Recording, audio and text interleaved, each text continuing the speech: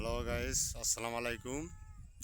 এই যে আমাদের কৃষকের সরকারে বলে যে তেলের দাম তো বাড়ায় নাই, তেলের দাম বাড়ায় নাই।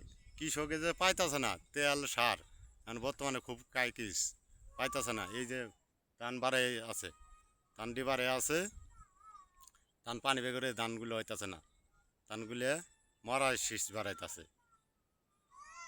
এখন দাম বাড়ায় নাও, 500 টাকা কেজি তেলের দাম নাও, সমস্যা নেই। তেল তো আমরা পাইতাছি না। ওই দিন জামালপুর গেছিলাম, আমি ইসলামপুর থেকে বলছি। জামালপুর গেছিলাম, জামালপুর যায় 5 লিটার তেল পাইছি। ধান হলো 17 বিঘা। এই 5 লিটার তেল দেয় কি মাথা তোলা হামু সেলো মেশিন দেয়?